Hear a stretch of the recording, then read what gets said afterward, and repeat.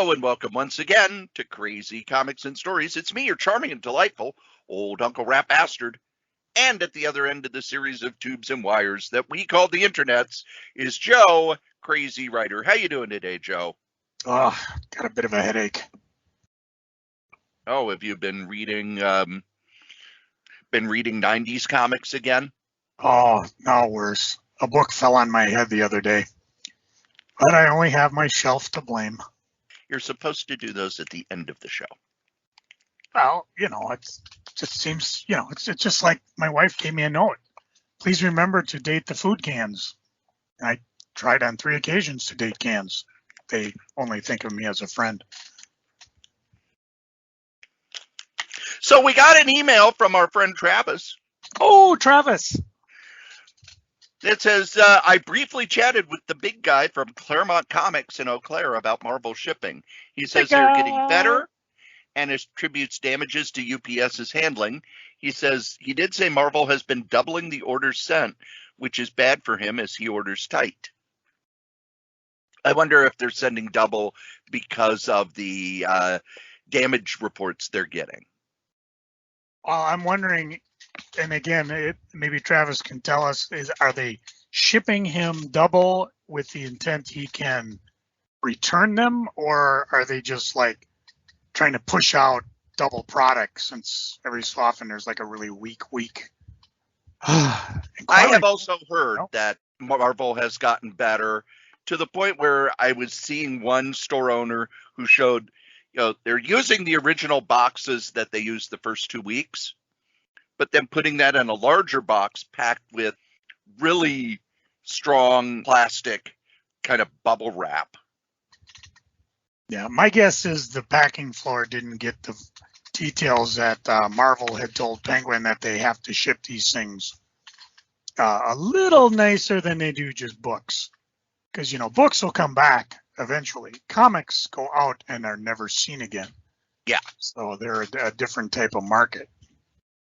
And then, the fact that they fixed it in 2 weeks, that would be apparent that whoever's making lofty promises to everybody, yeah, that's fine. But you gotta eventually get down to the worker bees down on the floor and let them know.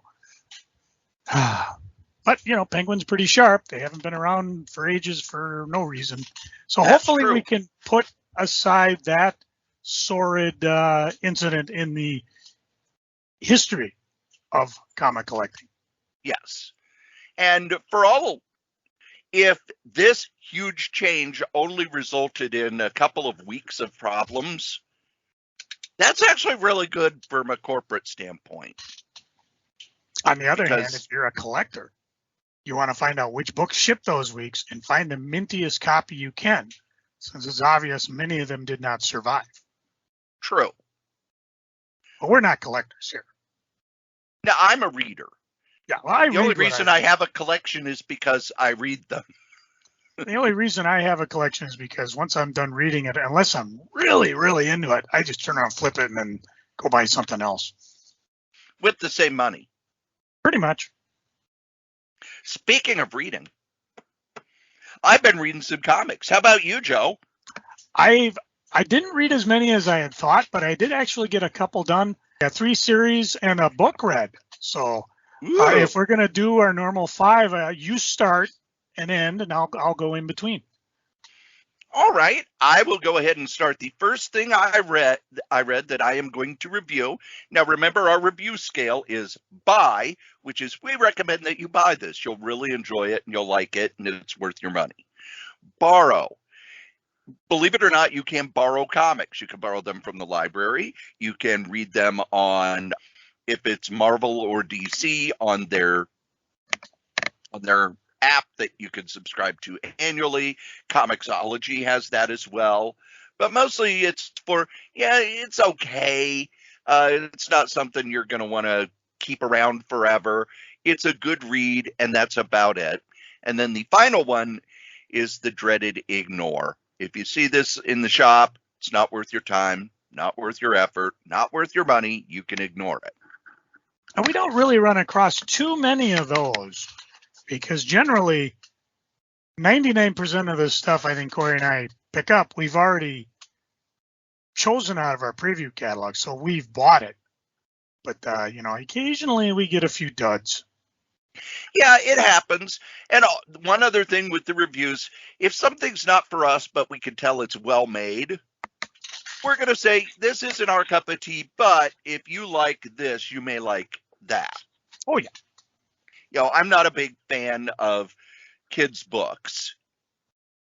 I'll read the Archies and some of the other, the Disney Ducks and stuff. But if a book is made for kids and it's not really one that adults are going to like, or if it's what they call a young adult book, and I go, okay, this is well done, but it's aimed at 12-year-old girls, and I'm, no longer a 12-year-old girl. Yeah, there were those sorted years, but we don't talk much about those. No, that was when I was younger. Yeah. And a girl. Yes. Things like that. We'll put that. I think who was it at the Comic Buyer's Guide? Don Thompson used to say, if you like this sort of thing, this is the sort of thing you'll like. Yeah.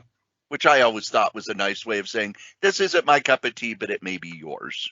I always had to laugh because he was always saying, yeah, as harsh as I am on stuff, if my wife ever starts reviewing things, Maggie Thompson, and she did once Don passed away, but she never really cut loose on negative stuff that she didn't like. She just spent more time, like we do, on the positive things that we enjoy. Yeah. So we'll stick with that. The first book that I am reviewing is a book that came out from Humanoids Press called MPLS Sound, or Minneapolis Sound. It is written by Joseph Illich and Hannibal Taboo and drawn by Meredith Laxton.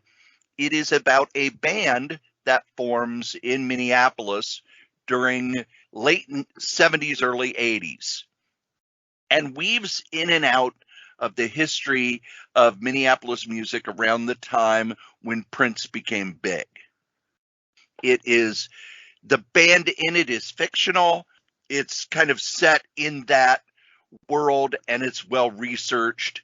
It is not a graphic novel about Prince. When I ordered it, I thought it would be a graphic novel about Prince, but it's not. It's about a band that it comes up during the same time and is very influenced by Prince and the other bands that Prince was involved with. It is the story of a brother and sister who are dissuaded from getting into music when they are children because their father was a failed musician. But as they get older and their father passes away, they start to get back involved in music. They form a band called Star Child, work their way up the Minneapolis music chain. It talks about the battles of the bands that they used to be at First Avenue and other places. It talks about the other early bands around the same time. And it talks about bands in Minneapolis and their interactions with Prince, how Prince would kind of take them under his wing, but he would also want something from you. It's a really well done story in how it weaves through all of that. So if you're interested in that sort of thing, you really enjoy this. The problem I have with it is a lot of these fictional stories about bands becoming famous or comedians becoming famous or actors becoming famous is they all feel like it's the same plot. And in this one, the band has to choose whether they're going to throw in with Prince and have him kind of guide their career, or if they're going to go their own way. The character, because it takes part over a long period of time and it has so much history into it, most of the band members they're not drawn very strongly. They have personality, but they don't delve into the personality other than the lead singer who also runs the band. The art is functional. It's well done.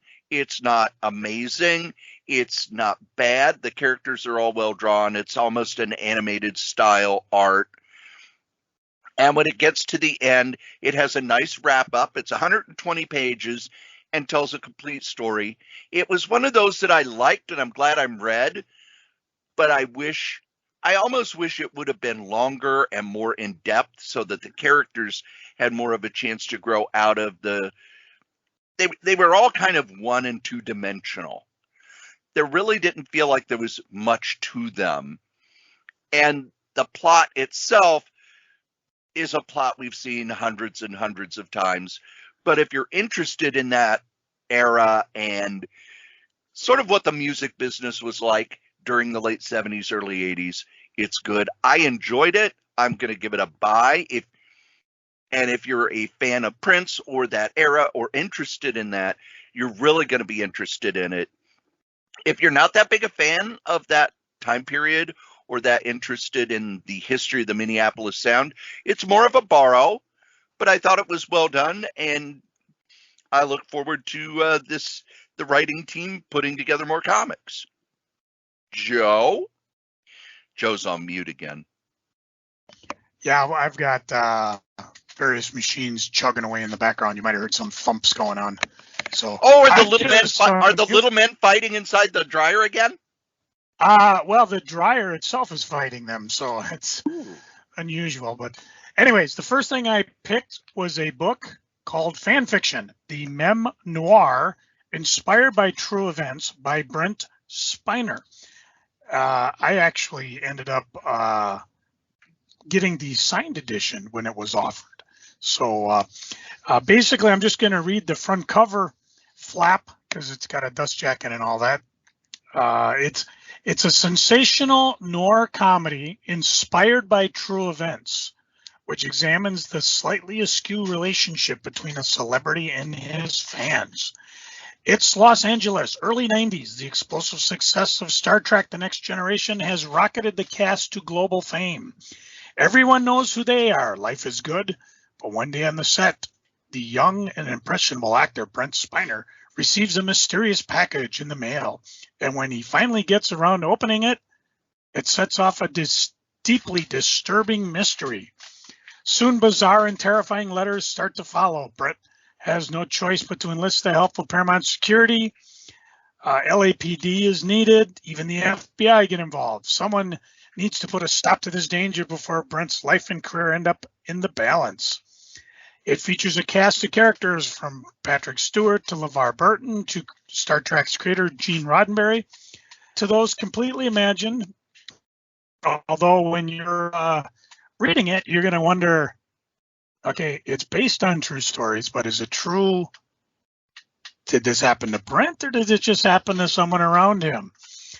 It's a fictional autobiography, takes readers deep into the life of Brent Spiner, tells an amazing tale about the trappings of celebrity and the fear Brent has carried with him his entire life. It's kind of a zany love letter to the world which we all participate, the terrifying phenomena of fandom. First of all, I love reading autobiographies about people that I've seen, be it musicians, pro wrestlers, comic creators. In this case, Brent talks a lot about, growing up. So obviously that stuff is true. As you're reading this, though, like he said, a lot of this is inspired by true events, and some of it you'll be genuinely horrified going, oh my God, did that really happen? Did it happen to Brent? I'm pretty sure he's not going to say if it happened to him or happened to whomever, but it doesn't take away from the read. It does make you pause occasionally, because I'm sure we've all heard stories of crazy fans. It's written very well. It's I don't know, how would you say it? Is it with him? Is it his first person? Because Yes. It's basically from his point of view. And, it talks a lot about being in Hollywood, hanging with everybody, working. You get some interesting insights on Gene Roddenberry. And then, of course, you get to the actual horrific fan things. And again, I'm tiptoeing around it because I don't really want to give anything away. But it's a real interesting book. It would make a fascinating movie if they ever went that direction, although everybody might be a little too old to play their 90s co-parts.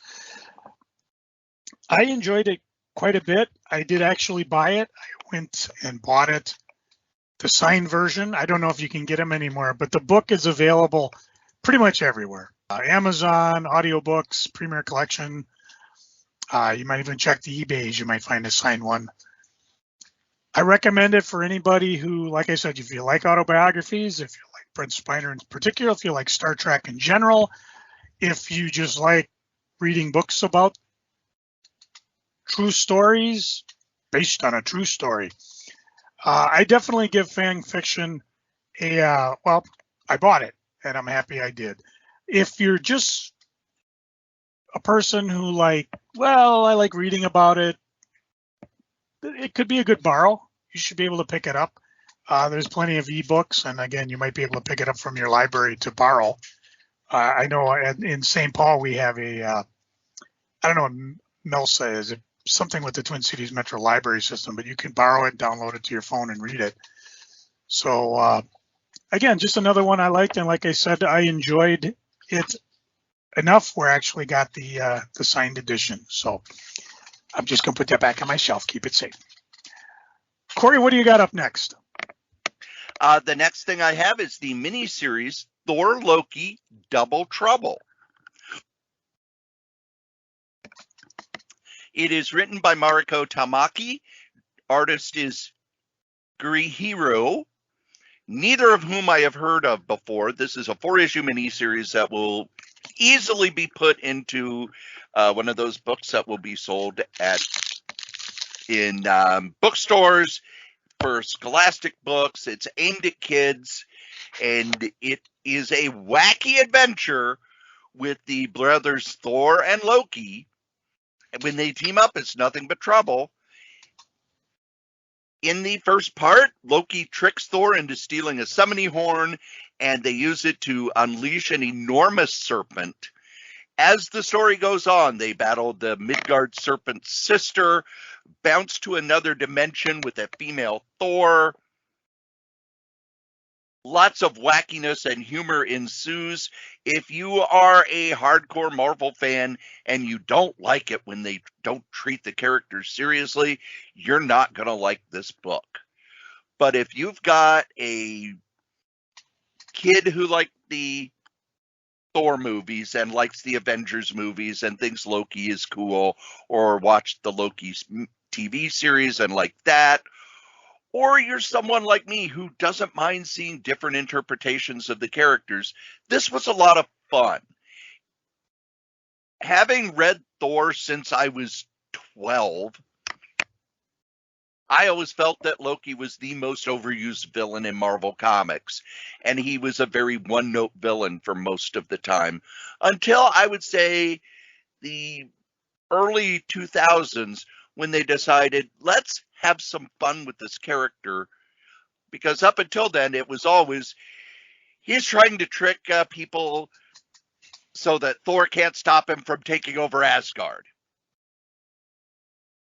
Lather, rinse, repeat for 4 decades. I was reading the epic book that has the last few Kirby stories, and then the stuff after Kirby left. Loki took over Asgard 3 times in those 25 issues. And that was before I started reading it, when he took over a few times. This treats it very differently. It's not aimed at the people who like the superheroics, but it uses the world of superheroics for kind of almost animated, wacky adventures. And for me, it was a lot of fun. The art is anime style, treating it all very humorously. The script is really witty. Loki comes off as a very fun and funny character. Thor is written as kind of a big goofball who falls for Loki's schemes every single time. And they do play around by having them kind of show up in the Marvel Universe when Thor was replaced by Jane Foster, figuring out how they could get back to their own universe, plays with the mythology as well. This was just a fun book. This, to me, was a buy. If you don't like superheroes treated, if you don't like superheroes treated in a humorous way, or the Marvel characters written as something for kids, you're not going to like it, but you're probably a pretty humorless person anyway. Yeah. I thought this was a lot of fun. I give it a buy. Joe? Cory, what do you do when you expected to die young but somehow didn't? I expected never to die, so I have no idea. I would have thought you'd have guessed that. That's the opening review on the back of Pulp. Pulp from Ed Brubaker, some guy you've been raving about for years. Oh, yeah. And Sean Phillips. I love that book.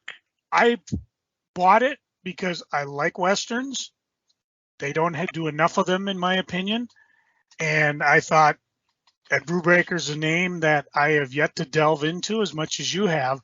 But I recommended this on my previews pick, and I picked it up and I bought it. And as I'm now digging through things to do, now that I'm back at work and I have downtime waiting for, me to be called upon to do my screening duties, I picked this one up and I cracked the cellophane and I sat down and read it. Oh, fantastic. I'm not even going to rave about Ed Brubaker. I'm going to let Cory do that. Sean Phillips' art was amazing. I'm a pretty simple guy when it comes to art. I want to be able to know what's going on. I want to not have to guess who the characters are. And for the most part, it's pretty well done. I'm just going to read the back so you get a kind of a gist of what it's about. And it opens up with the line I asked Cory, what do you do when you expected to die young, but somehow didn't? Max Winter used to have a different name and a different life a long time ago. In the 1930s New York, Max survives by writing thinly disguised tales of the man he used to be for the pulp magazines. Tales of the forgotten frontier and a Wild West outlaw dispensing justice with a six-gun. But as his life begins to crumble and he watches the world move to the brink of war, with Nazis marching across Europe and in the streets of New York City, Max finds himself thinking like an outlaw again. And once he starts down that path, there may be no way back. This is an original graphic novel. It's not a gathering of anything else. It bounces back and forth in time with the narration, and it does a fantastic job with it, and Sean keeps up with the art. I'm able to tell when he's telling a story about himself in the young outlaw days versus when he's back in the present being, hang on, let me flip a couple pages in. 1939, February, New York. The story is compelling. It drives you forward. You're going to learn everything you need to know by the time you get to the end of it. Now this, I've not been exposed to a lot of Brubaker's mystery novels, and I'm going to jump this over to Cory. If you can remember reading Pulp, how does this rate, like when you compare it to his other mystery novels? Did he not? To me, I'm wowed by this because I thought this was fantastic. Did this work for you? Him using the Western genre as opposed to mystery or the crime? Oh, yeah, because at its heart, it becomes a crime story. And it shows these two are really good at telling stories about flawed people. The essence of noir is flawed people make a mistake and can never escape it. And Ed Brubaker understands that better than anybody in comics right now. I loved Pulp. I thought it was an excellent way for them to kind of move out of the criminal universe, yet still keep that feeling of the type of stories that they do. Kind of a crime story in a setting that we're not used to. Now that's something I'll ask too. As you're more of a devotee of Ed's stuff, first of all, does he team up with Sean a lot? I mean, are they kind of Yes. okay? Yep. So they're the definitely together on all their other stuff there. Did this surprise me? I had no idea where it was going. It took a lot of twists and turns. I know you often said, like, when you watch read mysteries, the second person who who almost dies, more often than not ends up being the killer. And again, that's just a generalization. Did this surprise you in a way that other Ed and Sean stuff didn't, or was it, oh, they delivered again on a solid tale? Was it surprising with the way they doing it more as a Western, or was it just more of their excellence? It was just more of their excellence. It was taking the essence of a crime story with a different character. And a lot of people who are into crime fiction also are into pulp fiction. Matter of fact, Quentin Tarantino, his second movie was called Pulp Fiction, and it was a crime novel on film, except it was 3 different crime novels all kind of intermixed together and everything. So them using a pulp fiction writer, it's something that's not done very much, but it also shows their love of that time period and those writers, and sort of one of those things where you, as a writer, you would go, no, I'm really interested in this time period and these sort of books. Why don't I write about it so I have an excuse to learn more about it? I was the same thing. As I'm doing this, you realize it's 1939, but this man we're introduced to, he could have very well been a Western outlaw. The time periods aren't that far apart. Yep. And, again, that was something I'd never thought of. So for me, and again, this is probably my first exposure to a non-superhero Brubaker type stuff. I mean, I highly recommend this. I bought it. It's one of those rare books that I will put on the shelf, and I will probably revisit in a couple of years just because it's just amazing. And I sense, Cory, you two would give this definitely a buy. I do. I give it a strong recommendation and a heavy buy. Okay, so that was my second pick. Cory, what do you got up next? I read the first 4 issues of a new Image book called Ha Ha. It is written by W. Maxwell Prince, who you should know from Ice Cream Man. Different artist on each issue. The 4th issue is drawn by Robert Landridge, who I absolutely love. He's the guy who did the Muppet stuff. He did a Thor series. I love his stuff. Ha Ha is a series of maybe not quite completely connected horror stories about clowns. Just like how Ice Cream Man are a series of horror stories that are connected to the Ice Cream Man, who shows up in some but not all issues. All 4 issues I read were about either a man or a woman who is a clown. There are elements of horror, elements of crime. And while I find it a well-done book, how many issues are they going to be able to do about evil clowns, crazy clowns, batshit crazy clowns? At first, it seems very limited. But after reading the first 4 issues, I don't know if this is a limited series or if it's going to go on. But the first issue is about a clown who gets fired and is involved in a bank robbery. The second one is about a woman who is a little mentally messed up in the head and dresses up like a clown and takes her daughter across the country to an amusement park where she thinks she'll be able to get work. And the 4th issue is about a mime who finds a robot in a landfill.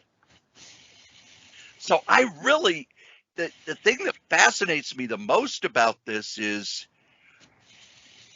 sometimes I could go, oh, I can see where that idea came from. I can't see where any of these ideas come from. It's a weird series. It's not for everybody. If you like Ice Cream Man, you'll like this. but I just wonder how long can he keep doing stories about weird clowns. W. Maxwell Prince is a unique creator. Ice Cream Man is one of those books where as I read it, it's been 26 issues, and I go, where is he coming up with this stuff? And Haha is another one of those. I think it's a limited market because it changes artists every time. Each artist has done a good job and is fit for the story. I just can't see this being a huge mainstream hit, but if you like really odd horror stories, Haha is a definite buy. And the 4th issue with Robert Landridge, the way he does, it's a silent story. It's not with word balloons and text balloons. And Landridge is so good at pantomime comics, a lot like how Sergio Aragonés does pantomime comics. I would say pick up the 4th issue, and if you like that, go ahead and pick up the others. I'm giving it a recommendation and a buy with a caveat that it's really odd. Joe? All right. How are we doing on time? Oh, we got 20 minutes. Oh, okay. So because I've got 2 books here that I was going to do together, but if we've got the time, I'm doing separate. They're both done by the same creator, Tom Zahler. For longtime listeners, you know Tom Zahler is the creator of one of my favorite superhero strips, Love and Capes, where he expertly does not only a superhero world, but does kind of a love story between the Superman archetype and the Lois Lane archetype, for lack of better words. Here's a couple. The first of the 2 I'm going to talk about is called Time in Vine. It was a 4-issue series from IDW back in 2017. Should be available as a book. I believe it's still in print. I don't know for sure. And I've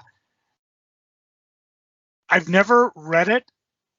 I just picked it up based on Tom's stuff in the past. And I'm going to couch this with a rare spoiler warning, because I don't know if you trust me. First of all, it's a romance title. If anybody out there wants to do a romance comic, Thomas Zahler is one of the few people I would recommend, Tom Beelan being the other one, that you want to get involved to do a romance story, be it with your superheroes or if you just want him to go nuts. So it's not a viable genre nowadays, but it could work. The relationships in the book seem very real, very plausible. No cliches, no, well, they're going to break up over a misunderstanding and then get together later. Matter of fact, in Time and Vine, the 2 protagonists aren't actually romantically involved with each other. There's a bit of a mystery. There's a bit of a, Vine, the first issue, you can see them all toasting wine glasses. So there's a lot of wine involved.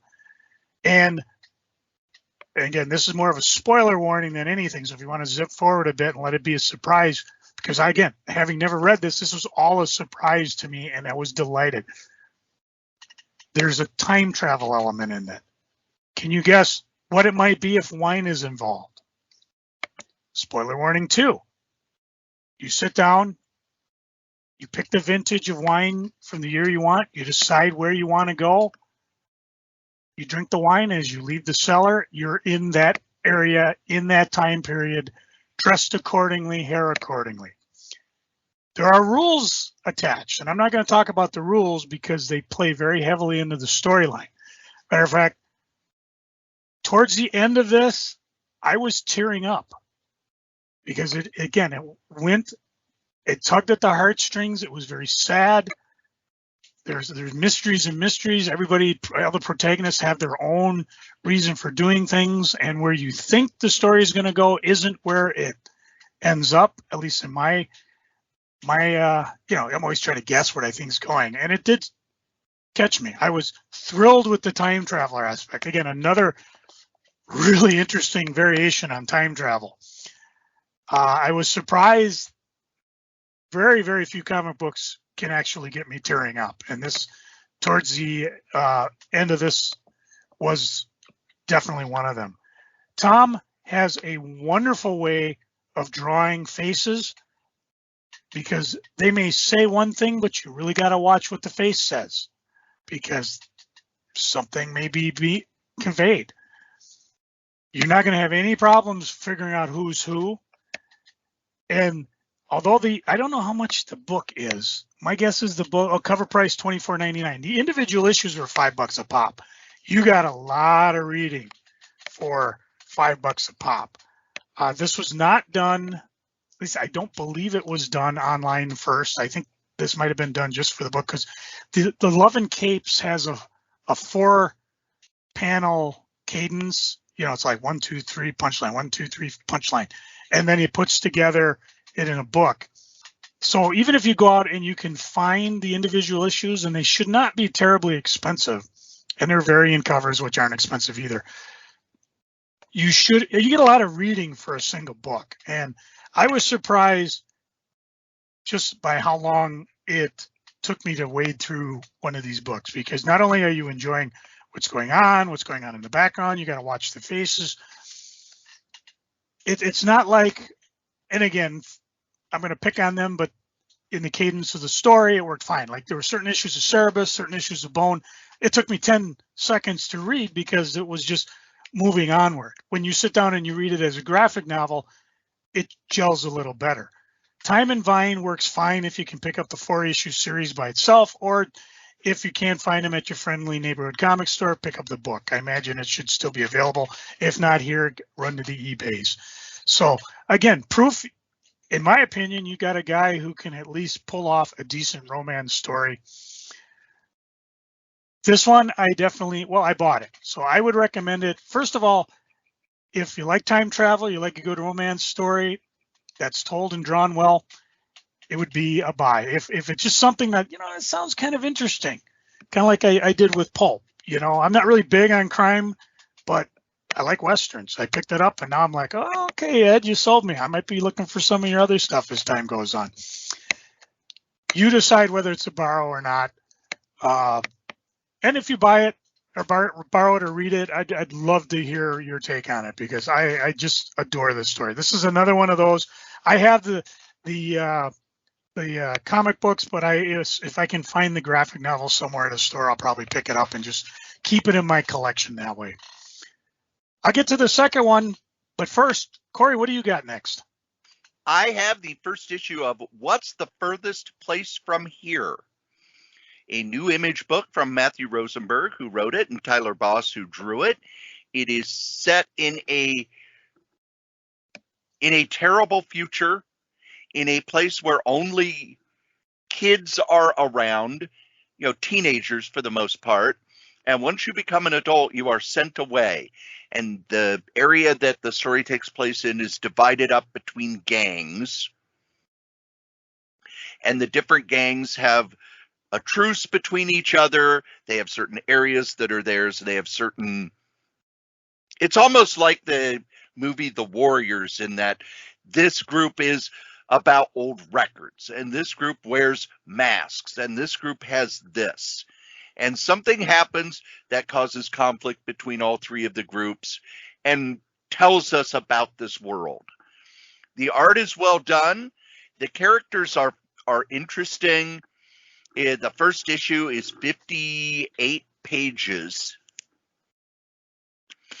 But by the end of it, it has a cliffhanger, and I realized at the end of the cliffhanger, I just didn't care, because this world doesn't make any sense to me. It's after some horrible thing has happened. Everybody has their defined areas, their quirk. We don't know where, once you become an adult, you are sent away. And if you come back, it's a violation of the truce between the different groups, which is what the entire first issue is about.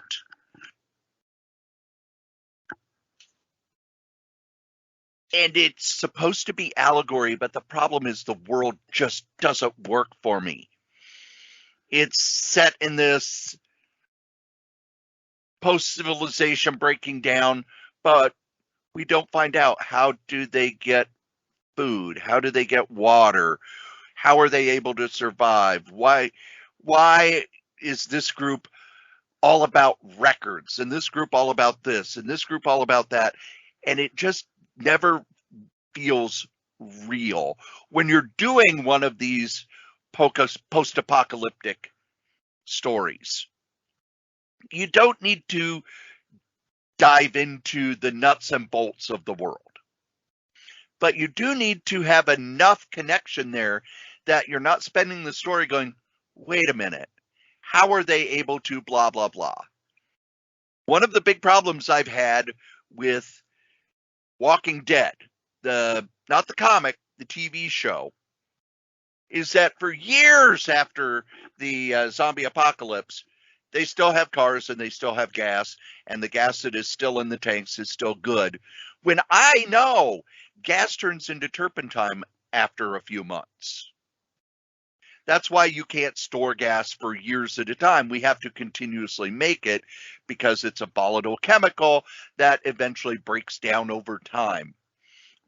That's why when a car has, that's why when you have your lawnmower and you're not going to use it for a few months, they tell you, well, you need to drain the gas out of it, or the gas in it not going to work, or it'll become turpentine and it'll burn out your engine, things like that.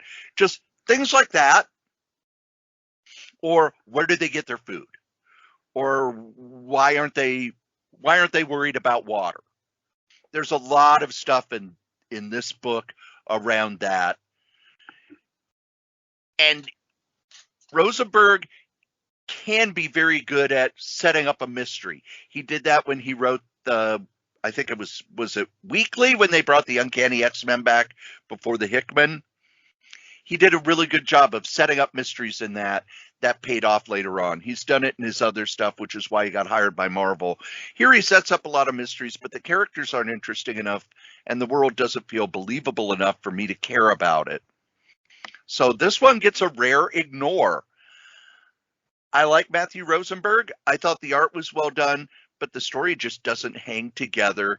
And the mysteries just seem a little too obscure and a little too, no, there's no way that would happen for me. Joe?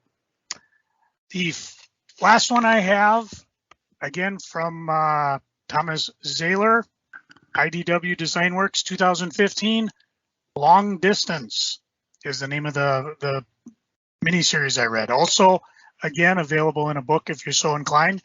While stranded in an airport, Carter and Lee meet and hit it off immediately. Problem is, he lives in Columbus, she lives in Chicago.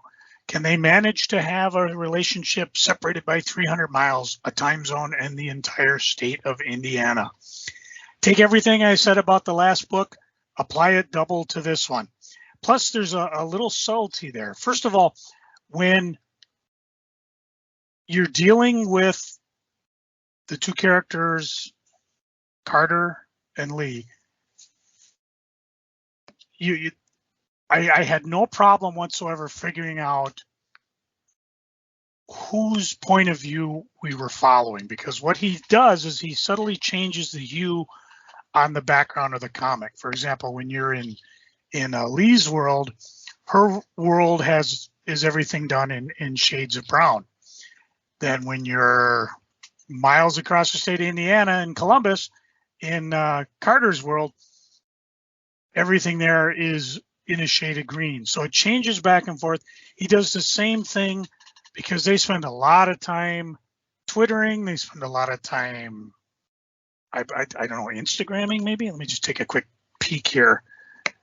And of course, if inevitably they do get together, I don't know if it's Instagramming or Facebook messaging, one of the two, but that's part of it. This is in my mind, this is a very realistic long distance relationship. Again, no cliches, two adult people, they're trying to make it work. Do they? Well, you got 4 issues to read. I just finished reading the 4th issue, and this one had me genuinely laughing out loud. There were a couple times where I just found myself, from the situation or the punchline or just laughing out loud. And I don't normally do that when I'm reading comics. I usually keep it quiet, don't draw attention to yourself. It makes me almost want to see more of Carter and Lee's relationship once we get to the end of it. Again, I don't really want to say too much other than if you're this one is more grounded in reality. It's a slice of life type comic. There's no fantastical or crazy time travel stories involved. This is probably, I'm trying to think. I haven't read a romance comic in modern times. This is probably the last one I've ever seen. I can't, unless Cory can think of something off the top of his mind. I don't know how this sold, but again, if somebody wants to try to revive it, Thomas is the man to talk to. He's proven it to me in the time in Vine and Long Distance and Love and Capes. The art is fantastic. The storytelling just brings you along. Everything seems to be adult. Relationship, no cliches. Just when you think they're going to go, oh, where a sitcom might do this, or, we're going to Hallmark movie, we have to have the obligatory breakup, would do that. Not saying they don't. I'm just saying, again, I don't want to give away too many spoilers because, what's the fun? Yeah, Titanic, the ship goes down. But you want to go from A to Z and figure out how they get there. Does their long distance relationship last? Well, let's see. There's 4 issues, two variations per book, and an actual book. So by my count, you've got 9 different ways you can find out. Again, the books should not be terribly expensive. I recommend it.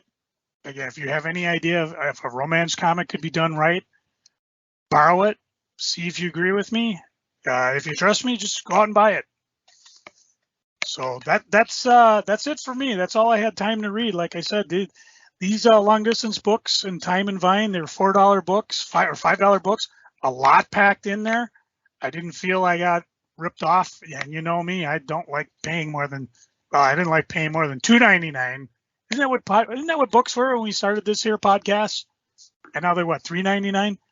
No, you were complaining about $3.99 books back when we started because Marvel had moved any book that had a creator you've heard of to $3.99 to pay for their salary, basically. Yeah. So I mean, if I'm dropping a $4.99 on a comic, Tom's one of those guys. I look for his work. I don't know what he's doing now. He may have done something I missed, but I think I have everything. So I give it a definite buy, with the caveat if you're not quite sure romance is your thing, check it out. And we'll leave the last one up to Cory. Cory, what you got for the finale? For the finale, the book I have is The Thing. Whoa, this ain't your giant-sized man thing again, is it? No, this is Marvel's 4-issue miniseries, The Thing. The first issue came out. This is the one I mentioned that I would be picking up because of the writer, Walter Mosley. Walter Mosley writes Easy Rawlins Mysteries, which are mysteries about a black private eye during the 50s and 60s in the South. One of them was made into a movie called Devil with a Blue Dress, which you want to feel old. It's showing on the overnights of Turner Classic Movies. And I paid to see that in the theater. Ugh. It makes me so sad when a movie I paid good money to see in a theater is not just on Turner Classic Movies, but it's not even, this is going to be really popular because it's a recent movie. We'll show it during the day or during prime time. No, we're going to show it at 2 a.m. It's like listening to Def Leppard on classic rock. Well, classic listening 108. Now time for a photograph. Yeah. Def Leppard. I was going to say there's a difference. Classic rock seems to be early 70s album rock. Those are oldies. You'll never hear Led Zeppelin on an oldies station. You never hear the Rolling Stones on an oldies station unless it's their stuff before 1967 or 68. Everything after that can be on an oldie station. But that one period, no, that's classic. So you're telling me that Led Zeppelin is classic, but U2 is an oldie. That gives me a headache. Anyway, that's not what we're here to talk about. We're here to talk about Walter Mosley writing a Thing story. Artist is Tom Riley. This is a new story from a classic era. And thank you for putting that in there. Too many times, both Marvel and DC are putting out books where in your head you have to do the jigsaw puzzle of where does this fit in? Is this set in the future? Is this set on an alternate Earth? Because the story they're telling doesn't make sense. Nope, all they had to do, a new story from a classic era. 7 words, sets the stage. It's all I needed to know. In this story, the Thing comes back from a vacation and screws everything up. He gets Alicia pissed at him because he's jealous. He wrecks some cars by accident, so he's arrested by the police. Over and over, things just go wrong for him. He has one of those days where everything goes wrong. And he gets back to the Baxter building. I just want to go to sleep so that I can't screw anything up anymore. And a kind of mystical being shows up and says, well, you seem to be very alone and sad. We would like to set you up with someone. And it goes from there. Here's the thing I liked best about it. I like where the Thing is in the Fantastic Four now as being married to Alicia and having 2 of the foster children. One is a Kree, one is a Skrull. I love that. I think it's a great evolution for the character. But I also like Ben Grimm as the quintessential Marvel depressed hero. And this brings us back to that. Mosley captures that in a way that a lot of people haven't in a long time without making it to what I used to say about Marvel characters. Marvel characters, what is their characterization? Endless belly aching. No, he actually treats it like, okay, the Thing screwed up and he feels terrible about it. So the story grabs him from that moment and moves on from there. I enjoyed that aspect that he brought that back. The art is very clean. It's very bright. It feels very 70s in that it's that clean, bright art.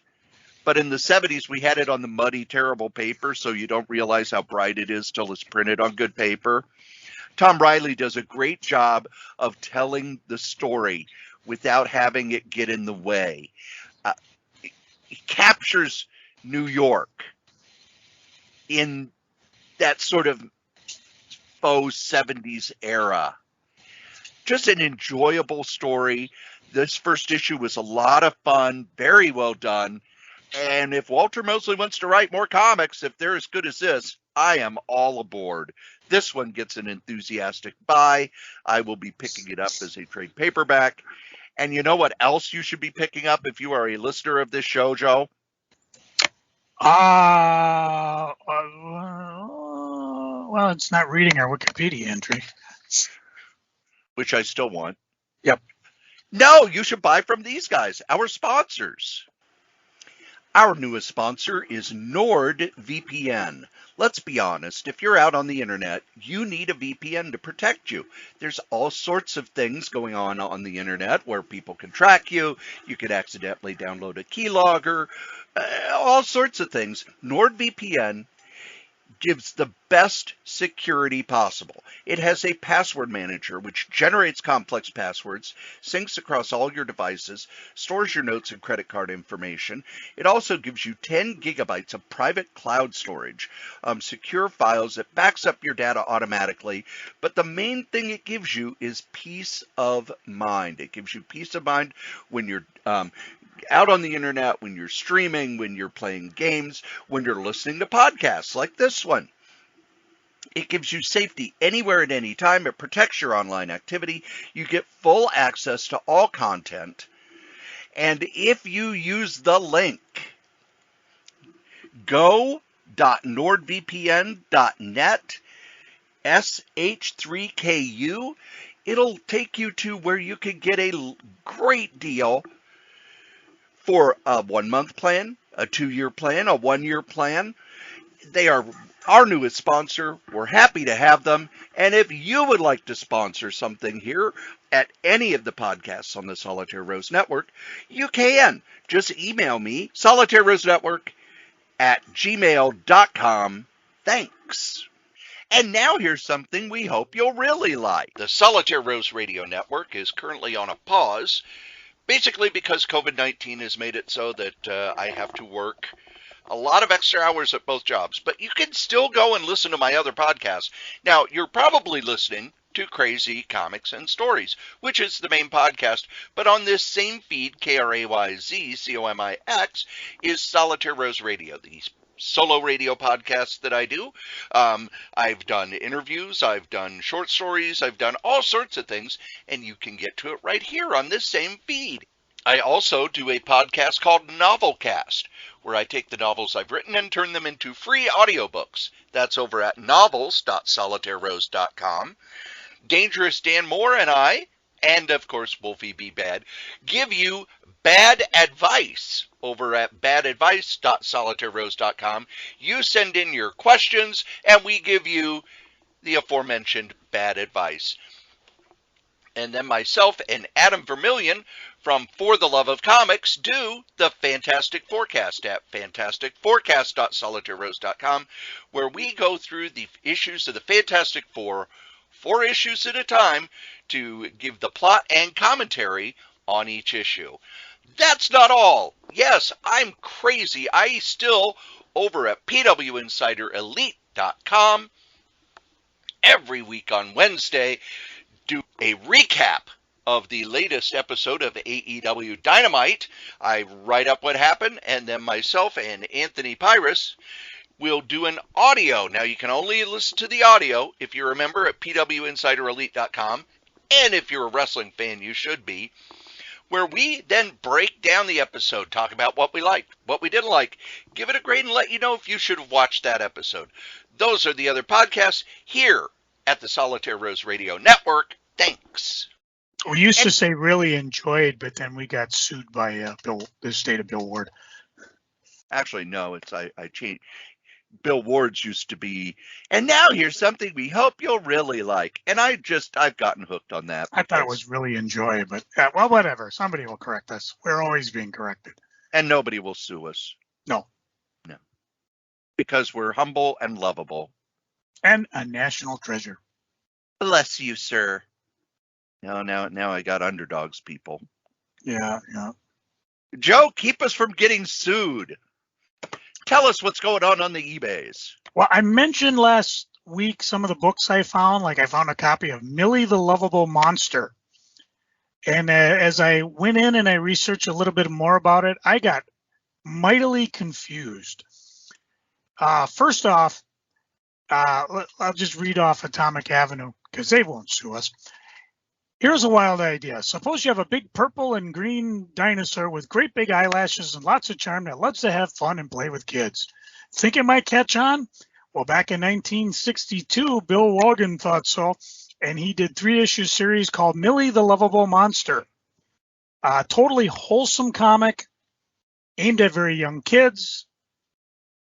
Millie comes to town midway, immediately captures the heart of everyone except one old sourpuss industrialist who can't believe people would really love a giant purple dinosaur. It must have been too far ahead of its time because there were 3 issues from 1962 to 1964 and 3 more from 1972 to 1973. Here's what confused me. When I went to go look up my copy, issue number 2 looks exactly like issue number 5. And Cory probably already knows. What did Dell do? Well, Dell was being packaged by Western Publications. So Western Publications took their stuff over and created Gold Key. And then Dell tried to do stuff on their own, and it was fucking awful. And my guess is because if you look at, if you go to Atomic Avenue and you look it up, issue 1 looks like issue 4, issue 2 looks like issue 5, issue 3 looks like issue 6. Yeah, they just reprinted it in the 70s. And it must not have caught on. So if you do happen to find yourself a copy, obviously you got to look inside the, I say wrong, was it the Inca inside there, the little squiggly words that has all the copyright info? Indinka. And it'll tell you right away what number it is. Also, if it's got a 15-cent price on the cover, it's the 70 version. If it's got a 12 issue, it's the 60s version. And near mint ones are rare and expensive, no matter where you pick them up, because, these are the comics kids, bought, beat the hell out of, got rid of it. For the next one, we'll talk about Cory. Where's Huddles? That was a syndicated Hanna-Barbera show. I just remember it had to do with football and a dog, and they used to show it after football games or before football games on Sundays. Dude, and my uncle, guy the magic quarter. I get a shiny new dime. Yeah, no, I'm giving you a quarter for that one. What were you saying about your uncle? My uncle would make us watch football on Sundays because after church we would go to grandma's for supper, and then we'd be there all afternoon. And during football season, it was awful because we would watch football. And the only good thing about it was maybe between games there would be an episode of Where's Huddles. I have no idea how many there were. All I know is Gold Key did 3 issues of the book with a Whitman variant for number 3, which means it was probably in a 3-pack somewhere. Not terribly expensive, not terribly sought after, but that also solves the mystery of when I picked one up out of the dollar bin and what in flaming blue hootie was this? Just like Millie, the dinosaur. So there were a couple books that I just found, I read, and not enough to want to review them, but I did go put them on the eBay. So if you're interested in picking up a copy, mine are always the cheapest one, and mine weren't in that great a shape anyway. So what did sell, and I have not read it yet, but apparently remember when J.J. Abrams and Henry Abrams were doing a miniseries with Sarah Pichelli. Yeah, I'm reading in very small print. I didn't bring my readers with me. Sign of old age, people. I have not read it. Did you read it, Cory? Yes. Any good? I like anything Sarah Pichelli draws. Okay. I've got the 5 issues floating around. I haven't put it together. I did have the premiere Olivier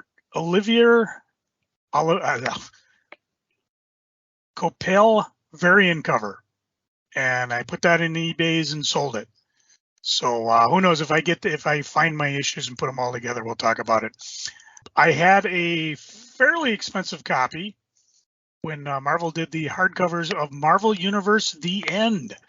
This is the one where they took a high-profile creator, in this case Jim Starlin, Al Milgrom, who gets to draw every character in the Marvel Universe, biting the dust in the face of cosmic Thanos.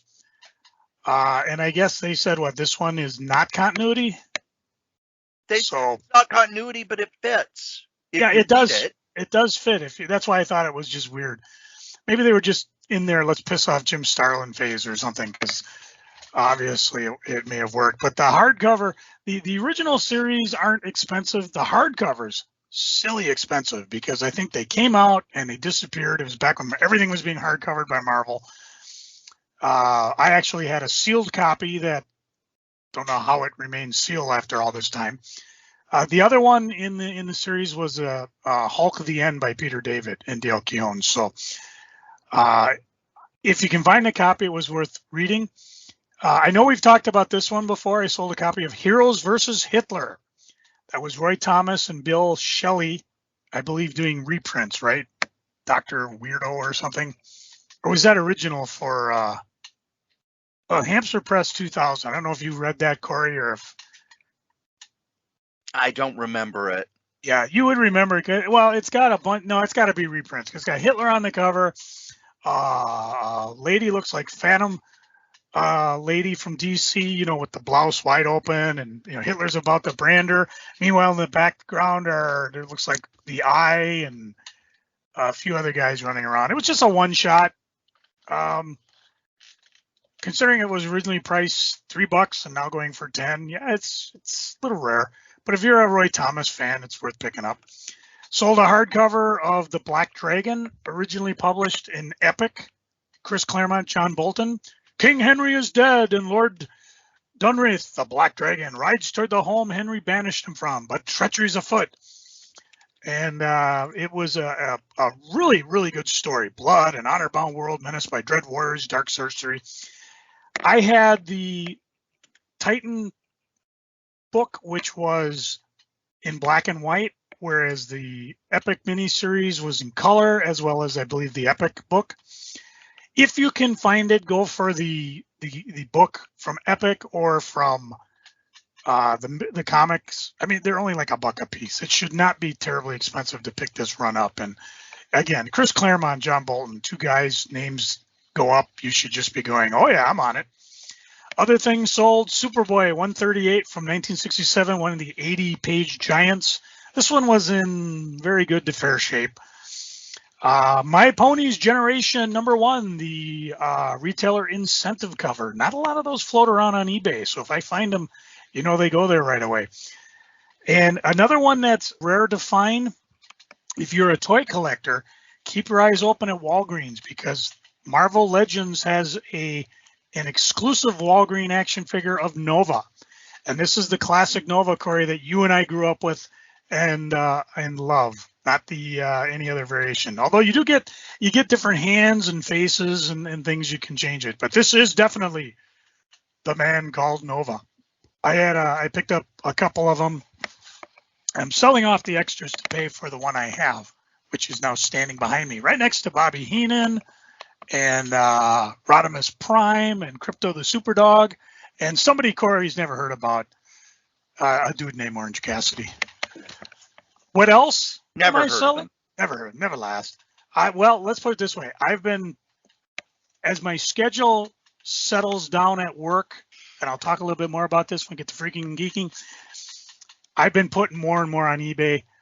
I actually moved everything that was to be sold that used to be in my Kray room upstairs, that is now my wife's workroom because she's still working from home. I moved it downstairs, so now as I'm picking and I'm going through things, and it's funny the things I find, like, holy moly, I can't believe I found that. One of them I'll talk about just quick, because we're always talking about weird series. There was one called Harvey Comics Spotlight, which came out in the 80s, where Harvey kind of last gasp, and they had little Audrey, they had let me fire up the old Atomic Avenue here. I closed it prematurely, forgive me. But it's called Harvey Spotlight. Harvey the Wonder Hamster. Nope. Spotlight, by the way, is Spotlite. And they re-entered the market in the 80s. 4 issues came out in 87, 88. Nobody cared. They came out with Sad Sack, Baby Huey, Little Dot, Little Audrey. Some of the places say this Little Audrey one's priced like at $77 because it was so rare and so ignored. They're going for $5 on eBay. So there's a real disconnect between what the price guides say and what you can get them for.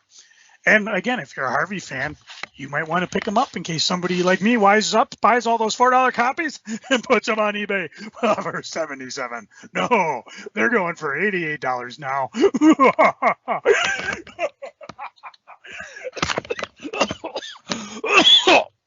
Oh, excuse me. Anyways, I got all sorts of fun stuff. It's up on Crazy. More coming all the time. KRAYZ. Come get some. And now we get to my favorite part of the show. No, not where I light 100 pumpkin spice candles and make my house smell like a Hallmark Christmas movie. No, it's Freaking and Geeking. Joe, what are you freaking on? Well, I happen to know it's 91 out in Florida because I talked with Turbo earlier today. I happen to know it's a hot 90 degrees out around LA from the podcaster Dax Holt, who is your gateway to the stars with his podcasting. Because out in California, they've got the Santa Ana winds that are making everything dry and hot and blowing like crazy. Meanwhile, here in Minnesota, well, we just got an update. Snow lovers, sorry, you're not going to get the snowstorm you were expecting, even though Canada and northern Minnesota got blanketed by snow. We, however, the temperatures dropped. Our uncanny November weather that Cory and I have been talking about, it's gone. It's over. Game over. So we're just looking at Johnny. Yeah, it's over. We've had 3 days of rain, drizzly rain. We're on the backside of a low. Again, that's giving blizzards up in Canada, northern Minnesota, severe weather down in the Oklahoma region. And we just got rain. And it says, I'm going to go look at that. This is a live cast, which of course doesn't mean anything because by the time you guys listen to it, this is going to be like way in the past. Oh, it says it's snowing outside right now. Huh. I'm not going to go look because it's warm, it's rainy, it's wet. Oh, holy cow. Look at the blue out in South Dakota. Well, I hope you guys in South Dakota are enjoying the podcast because that's pretty much all you're going to be able to do for a while. But yeah, they said it's that time of year and, everybody's like, yeah, we know it's going to snow. Yeah, but, Minnesotans like to bitch about the weather. Don't worry, it'll change in a day or so. Yeah, we'll bitch about that. And the thing is I'm a freeze baby right now. I mean, I have my heater down at my feet trying to keep me warm. And it's only, let's see, what did I say the temp was? 36. Next March, and it's 36. I'm going to be running out, wondering why I can't go swimming because the lakes are still iced over. You'll be wearing shorts and a T-shirt. Dang right. Well, maybe not the T-shirt. I still got and maybe not the shorts. Yeah, no, but I will be enjoying the weather. So, freaking about the weather. But fortunately, that's it. Cory, how about you? What's freaking you out? More delays, and more delays. Marvel is delaying comics right and left, comics that they had just put out in previews, and some of the comics that haven't even been announced in the next previews they're saying are going to be delayed. DC is also saying that more and more comics are going to be delayed. And there is a rumor that they may do what they did during the first month or so of the pandemic, where they'll put out the digital version and the printed version will come out when it comes out. I am doing my part, ladies and gentlemen. One of the reasons that there is this paper shortage, aside from all the crap that was done over the last 4 years for tariffs and trying to control, trying to close the borders to commerce and everything, is that we are getting too many cardboard boxes taking the place of our paper. So I now every Saturday, one of my tasks I have to do, I take all the cardboard boxes and take them over to the recycling center, because where I live they don't pick up the recycling. We have to go take it somewhere. Not happy about that at all. Also, because of the delays from Marvel, Box Day is delayed by a lot. I got an email from DCB Service saying that because of the delays, they've actually gone out and had to hire temps because stuff gets in from Marvel late, like 2 to 3 days late. So they will actually go out and get temps in order to get comics sorted so that they can get them in boxes and ship them out. And I imagine that the same thing is happening on the lunar distribution end as well. It's almost like a lot of people are buying comic books. I was just looking. I haven't gotten an email from Discount Comic Book Service, but I just noticed that they had scheduled my box for delivery today. And I can damn well tell you I don't have a geeking in my column about a box arriving. However, they just picked it up from the warehouse in New Haven, Indiana today. So, good. Yeah, it's on its way, which is nice. And I think if this is going to continue, I might just have to skip buying previews from them and just pick it up from a local shop, because, you know, we want to keep the preview show on track, because we want it for you guys to be able to go, hey, I heard these two idiots talking about this comic and it sounds good and I want to get it.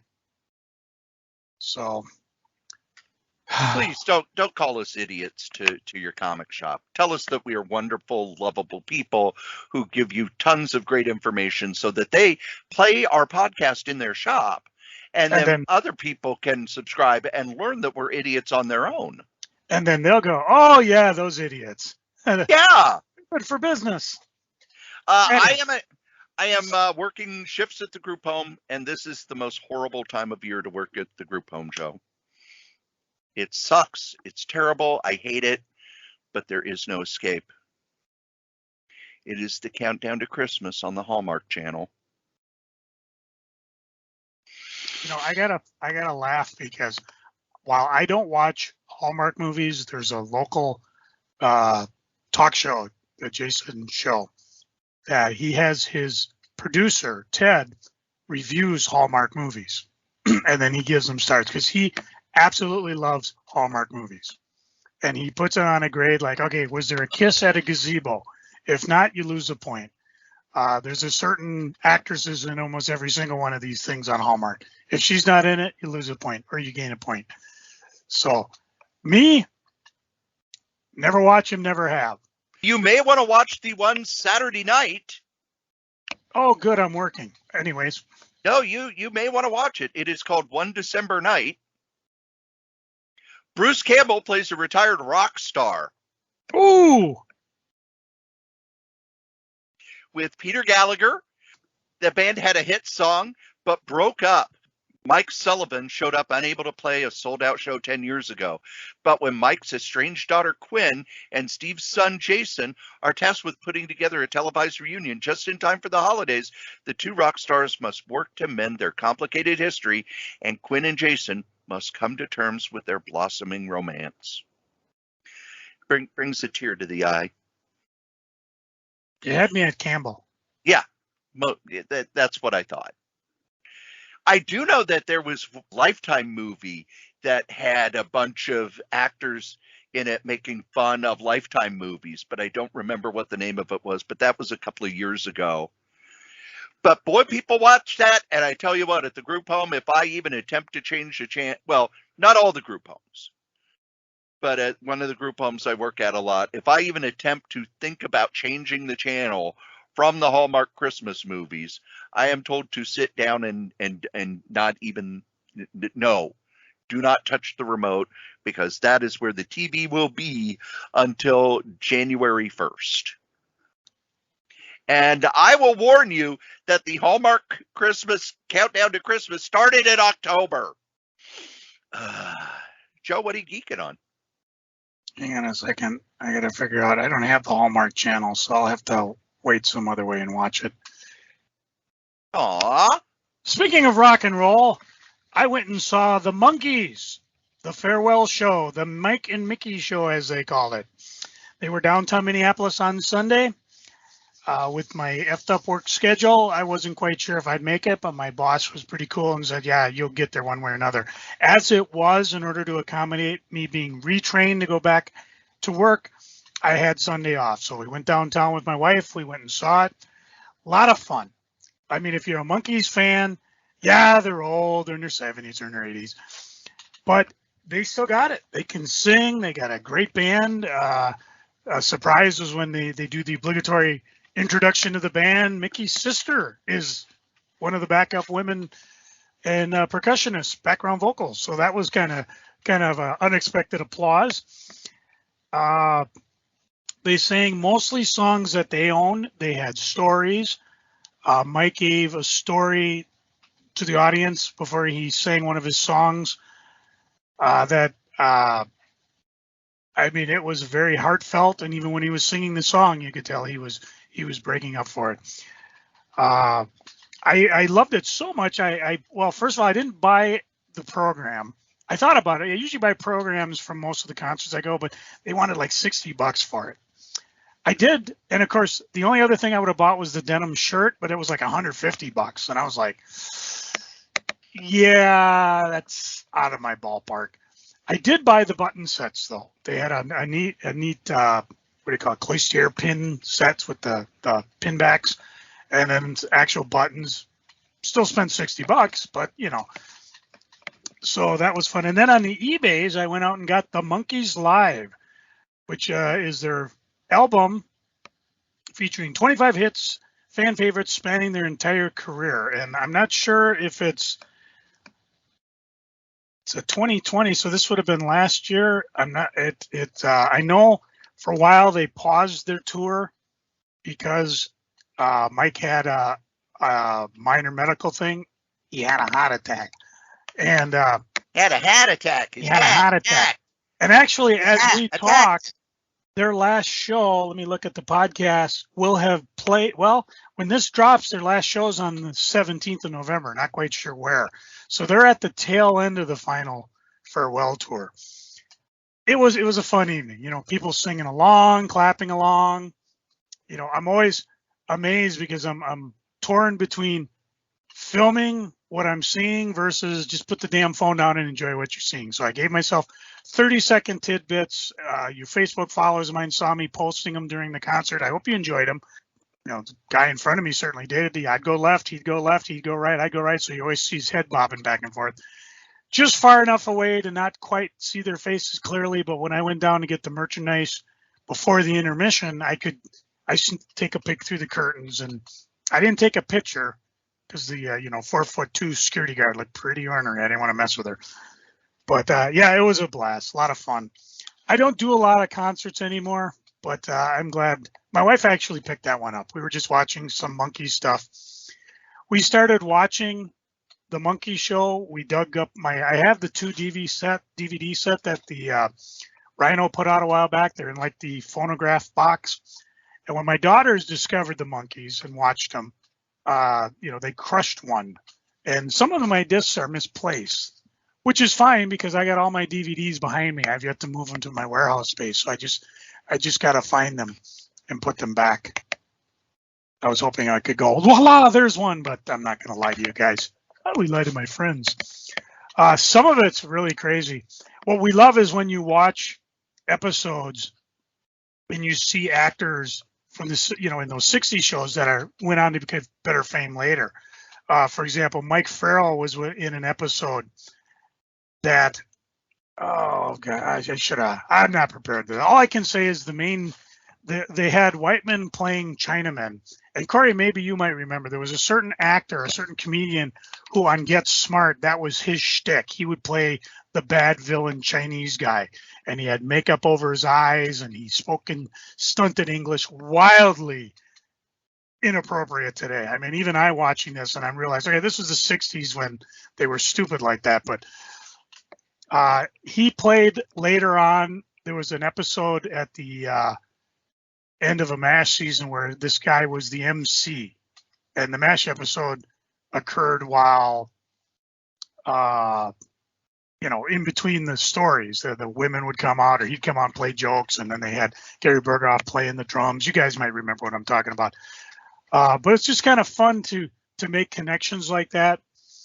What's neat about the DVD releases is at the end they have a little trivia section. So you read through it and they'll tell you things like, okay, this is the first time we see the Monkey Mobile's license plate.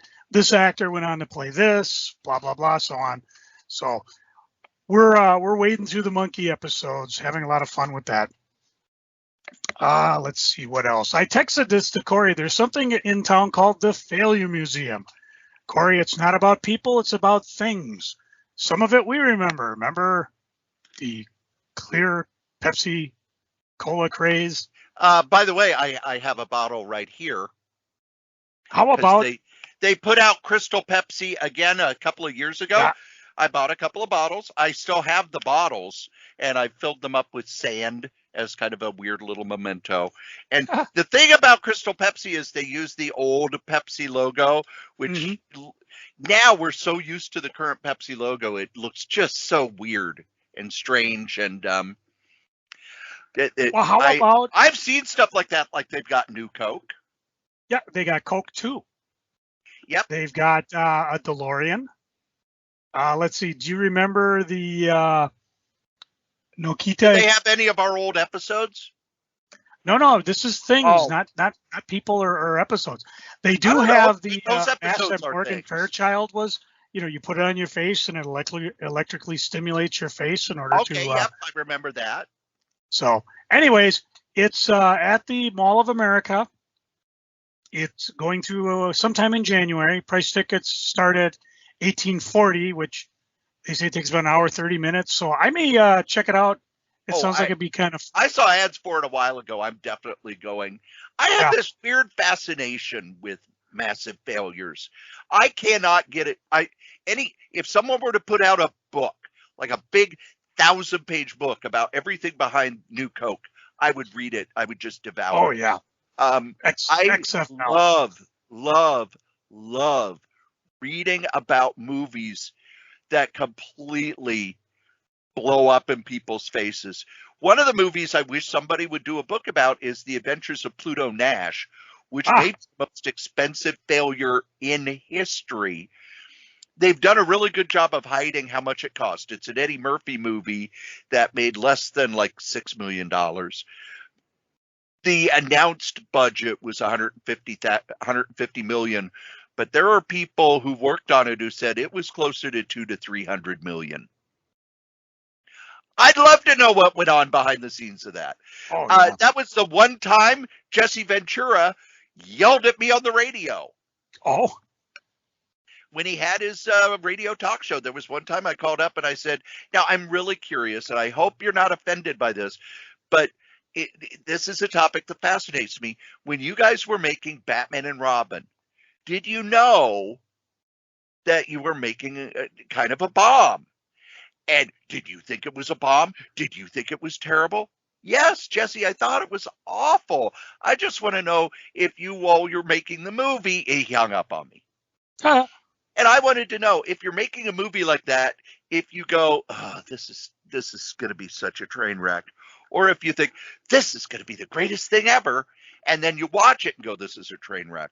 Because for all of his bluster about it, I will always remember Denny O'Neil's story where he took everybody working on the Batman books to see a screening of it so they could plan the Batman books for the next year based on the movie. And when the lights came up after it was over, he just turned to everybody and said, we're fucked. Yeah. And I will watch, if you've got a video out there about, the 10 biggest bombs or everything that went wrong with this, big bomb movie. I still remember I went and saw Titanic the first weekend it came out, not because I thought this is going to be great, but because all of the press leading up to it is this $200 million movie where we all know the ending is going to be the biggest bomb in history. And I saw it and I said, well, I thought that was pretty good. And there were a lot of people in the theater. And magically, a few weeks later, everybody who said this is going to be the biggest bomb in history, oh, this is the biggest success story in Hollywood in years. Yeah, but I still watched Waterworld in the theater. I have no idea when our schedule will jive, but if we can, I'd love to go to the Failure Museum with you. TheFailureMuseum.com is the website if you want to see more about it. And like I said, it's at the Mall of America right now. The name of the Chinaman, it was white actor Leonard Strong. He played Harry Who, which was kind of a parody of Charlie Chan. And of course, he had makeup to make his eyes look flat, and he talked in stinted. Oh, it was terrible. Anyways, yeah, we're far apart. We're far away from that now. I found out about the Failure Museum on my my favorite talk show, of course, the Jason Show. I know if you're in Seattle, they're airing it in Seattle. If you're interested, go to the YouTube. He mentioned that the radio station that Jason Matheson works on just won a NAB award. That's National Association of Broadcaster. And this is a big deal. It's like the Oscar of radio world for what we call talk radio, KTMY FM. It's 107.1 FM. And of course, they got podcasts and live streaming and all that. What's unique about it is it's one of the first, if not the only stations dedicated to, celebrity talk. That's essentially what they do. They talk celebrities. Everybody does. When this first came out, this radio station, this talk format, a lot of the upper guys in, I think it was Hubbard Broadcasting owns the channel.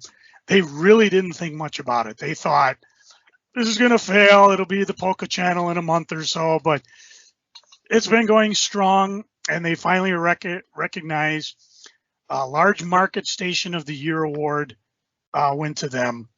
And like I said, as far as I know, they're one of the few exclusive celebrity talk channels. Yeah, everybody talks about celebrities when they're in the news, but that's all they do, and they have different creative teams that do it. And they talk more than that. You know, I mean, if you listen to Howard Stern in the heyday, it wasn't all celebrities. You know, they had their own cast of characters and life and what's going on and stuff like that. But congratulations to them, and it's fairly impressive. Let's see, what other fun thing? Oh, I keep talking about my new work schedule. It's finally in place. I'm back to work. I'm trained. I'm going in. I work 2 to 12:30 to accommodate a late flight from, I think they're going to Orlando. Frontier flies to Orlando. And they do it because, you know, it's late and it's cheap. So consequently, in the next few weeks, I'll be probably, well, first of all, I volunteered to do it. And then the big thing is that, yeah, there's not a lot going on, because usually people going to Orlando don't have a lot of stuff with them, maybe an empty suitcase, which they get screened, but the baggage system takes care of it. It goes through the x-ray machines, and, you know, they go onto the plane if there's nothing in it. So consequently, I'll be sitting around the airport, underground in the basement, and I've got oodles of stuff to read. So they're basically, yeah, whatever you do, don't fall asleep. And I've been doing that for the last 7 months, but I don't want to talk anymore about that. Go back to last week's freaking or geeking about that. That's pretty much it for me. Cory, what you geeking on? What's got you on the bright side of life? By the time this episode drops, it won't be December 5th, will it? No. Oh, because I forgot to mention the Minnesota Toy Posse's doing their Xmas cheer. That's where they're going to the American VFW 1114 American Boulevard West in Minneapolis/Bloomington. It's their last toy show of the year. And I imagine I'll go there and I'll come back and tell you all sorts of fun things about it. But if that's not what you're talking about, what were you talking about, Cory? This weekend, AEW, All Elite Wrestling, is in Minneapolis for the Full Gear pay-per-view. The night before, they're actually going to have a live Rampage, and before that, they filmed Dark. I am press at both shows. Because of what I do for PW Insider, I have a press pass. I will be getting in free. I will be able to interview people. I will be at the press scrum. All of that, I will have really good seats. And first off, I'm shocked that I'm a journalist.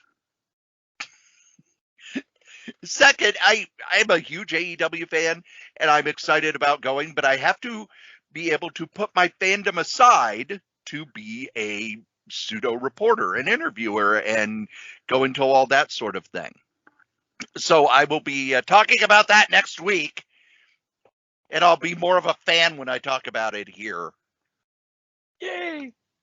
Also, the week of Thanksgiving, I am not working at the group home at all. They did not need me that week for some reason. I imagine it's because the college students are back and sucked up all the hours. But after the month I have been having, with the office job being at their ultra busiest time and all the other stuff going on, having a week where when I'm done with work, I'm just done with work. I don't have to go to the group home. And then I have Thanksgiving off. And then I have Black Friday off, so we could go run around to comic shops. I have the day after that off as well. I do go back to the group home Sunday afternoon so I can sleep in.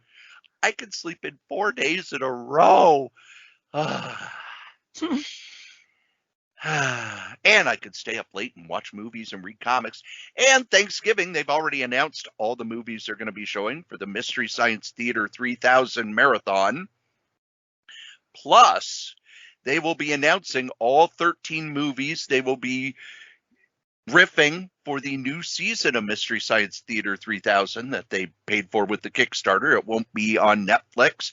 They are setting up kind of their own little streaming service for Mystery Science Theater 3000.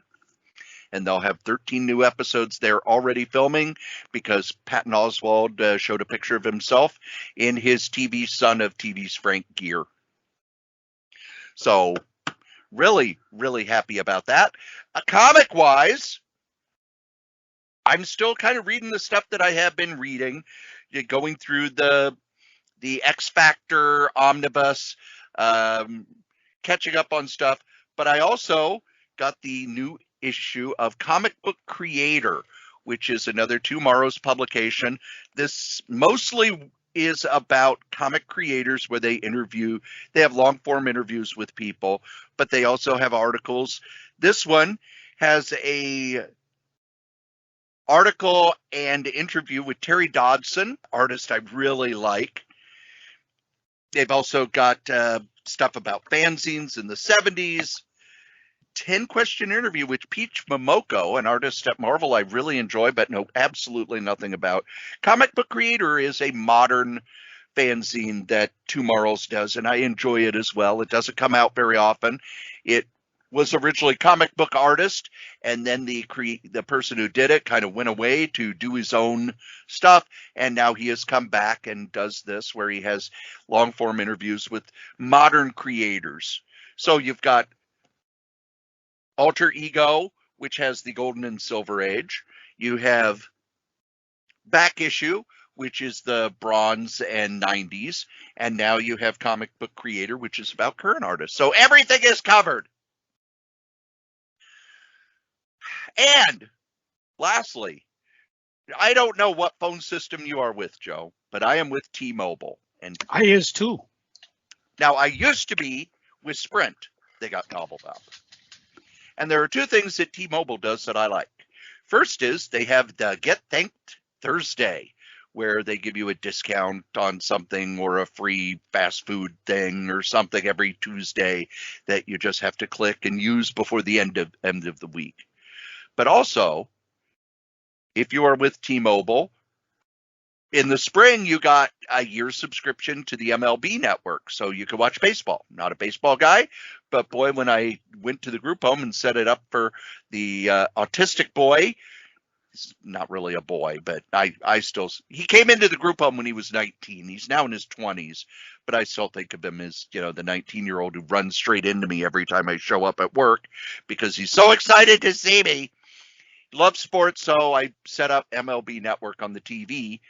That way, when I come in and they've got it on the Hallmark channel for him, and he's kind of staring off into space, I can turn it to baseball, and he's happy. He likes sports. But they've also given us Paramount Plus for a year, Joe. Did you know that? Well, I will tell you something about these guys. My wife and I went in because her phone screen was cracked, and we were going in with the intention of upgrading our phones because I haven't really talked much about it because it's a future geeking, but we're planning a Hawaiian trip in March. And we thought, hey, might as well get the new phones with the brand new cameras and everything.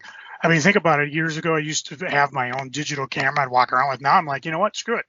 Phone gives better pictures. We did not, for various reasons, but the guy was telling us about all the different deals that my wife had seen, and he pulls out this iPad and he shows they literally at any one time have 100+ deals going for various markets. And he said, this would be the one you would do, but unfortunately it wouldn't count for you because you're getting a repair and you're probably better off waiting for the new phones to show up in January rather than, and we're like, okay.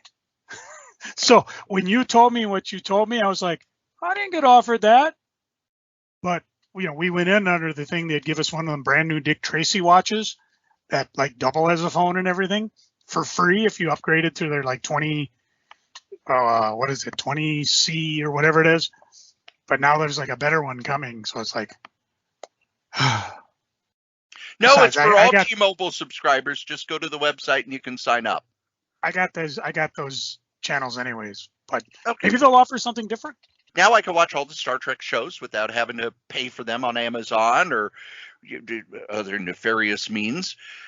I like streaming services that are free, and more like, what is it? If you subscribe to Showtime, you get the Showtime Plus free and some other service free. With my HBO Max, I subscribe to HBO, so I get HBO Max for free, and on and on and on and on. Thank you, T-Mobile. Hey, I want to thank everybody for listening. We've been doing this for 11 years, Joe. We're about to come up on our 12th year. I know, crazy. And I wanted to give a shout out to Daniel Moore because he just recently got a pin based on his characters. I told him I'm interested in one. In fact, even as we speak, I'm sending him money for it. So if you're interested in checking out friend of the show Daniel Moore's brand new pin based on his, what was Everyday Gods? That's the name of his web strip, right? Give him a quick call, Daniel Moore, Dangerous Dan Moore.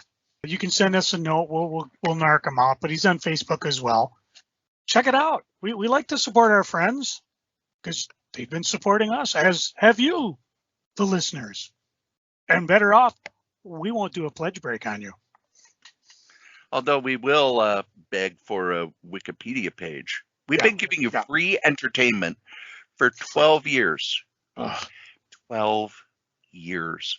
We do have like around 3,200 downloads every week. Come on, man. What do you guys must know how to set up a Wikipedia page? And don't come back with you guys could do it. No, you're not allowed to make a Wikipedia page about yourself. They come to your house and slap you around the face and eyes. And I'm a delicate flower. Believe it or not, kids, you've been listening to us blather on about funny books for an hour and a half. A delicate flower? And as we say every week, the comic we like the least, we still like better than the comic that you like the most. Joe? An invisible man marries an invisible woman. Yeah, not much to see at the wedding.